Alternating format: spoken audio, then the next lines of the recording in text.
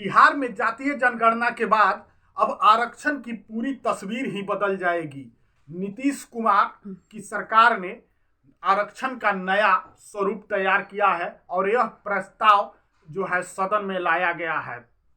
अब जनरल कोटे की बात करें तो मात्र 25% ही जनरल कोटा यानी सामान्य जो वर्ग है वो 25% ही रह जाएगा। किस जाति को क्या मिलेगा हम बताते हैं। इससे पहले नमस्कार, मैं विष्णु राव और आप देख रहे हैं आक्रोश आपका न्यूज। चैनल पर नया है तो चैनल को सब्सक्राइब जरूर करें और वीडियो को ज़्यादा से ज़्यादा शेयर और लाइक करें। बिहार में जातीय जनगणना के बाद आरक्षण की पूरी तस्वीर जो है अब बदल जाएगी, क्योंकि नीतीश सरकार अब नया स्वरूप लाई है। अब नया प्रस्ताव सदन में पेश किया गया है और अगर यह प्रस्ताव पास हो जाता है तो आरक्षण की पूरी तस्वीर कहीं ना कहीं एक अलग होगी, एक बदली हुई तस्वीर नजर आएगी। 75% अब आरक्षण लागू होगा। 65% जो है बढ़ाने के बाद 65% जो है पिछड़ा वर्ग का हो जाएगा, अत्यंत पिछड़ा वर्ग को मिलाकर हो जाएगा। वहीं EWS की बात करें यानी गरीब, जो किसी भी जाति से गरीब लोग हैं उनको जो 10% EWS मिलता है उस 10% को मिलाकर 75% हो जाएगा। यानी सामान्य जो कोटि है उसकी सीटें अब मात्र 25% रह जाएगी। इस प्रकार से समझिए कि 100 सीटों की अगर भर्ती निकलती है कहीं पे किसी भी विभाग में तो उसमें से मात्र 25 सीट ही अब जनरल वर्ग में रह जाएंगी, बाकी 75 सीटें जो है आरक्षण में आ जाएंगी। किस प्रकार से अब किस वर्ग को मिलेगा यह हम आपको बारी बारी से समझा रहे हैं। अब यहां पर देखिए ओबीसी की बात करें यानी पिछड़ा वर्ग और अत्यंत पिछड़ा वर्ग यानी ओबीसी की बात करें तो पहले क्या थी, पहले 30% आरक्षण मिलता था, लेकिन अब नीतीश कुमार का नया प्रस्ताव अगर लागू होता है तो अब 43% ओबीसी के तरफ चला जाएगा सीट। यानी 100 अगर सीट का वैकेंसी निकलता है तो उसमें से 43% यानी 43 सीट ओबीसी के पाले में जाएगा। उसके अलावा अब बात करते हैं अनुसूचित जाति की।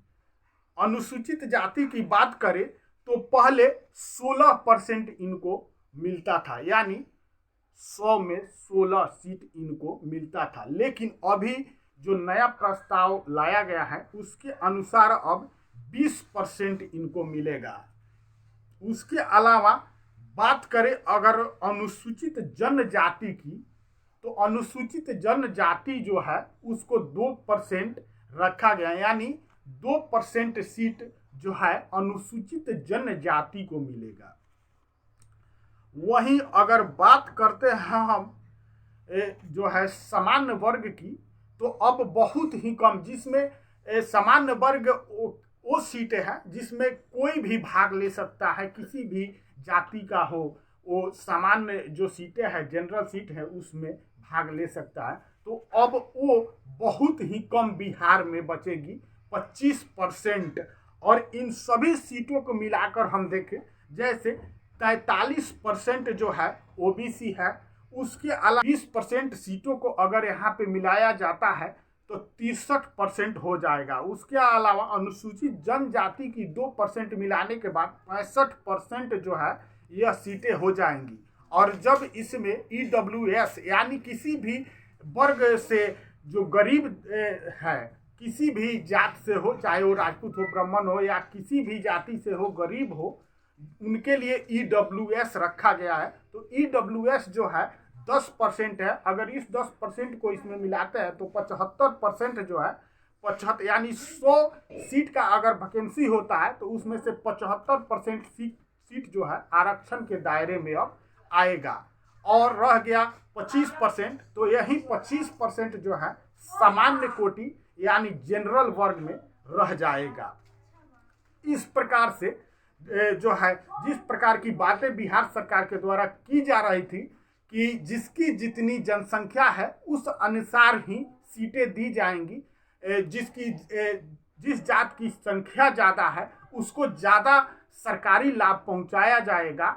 और अभी जो है इस पर सरकार एक्शन में आ गई है और इस पर अब जो है आरक्षण को बढ़ाया जा रहा है, ताकि जिस इन जातियों की संख्या ज़्यादा है तो इनको सरकारी लाभ भी ज़्यादा मिले, आरक्षण भी इनको ज़्यादा मिले। और इसी प्रस्ताव को अब जो है नीतीश कुमार सदन में लाए हैं प्रस्ताव को। अगर यह पारित होता है सदन में तो कहीं ना कहीं अब बिहार में जिस जाति की संख्या ज़्यादा है उसको ज़्यादा लाभ मिलेगा इस आरक्षण से।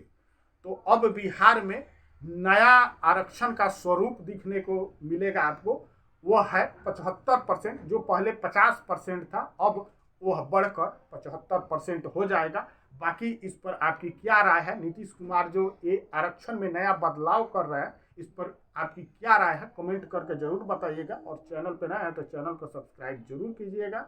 जय हिंद, जय बिहार।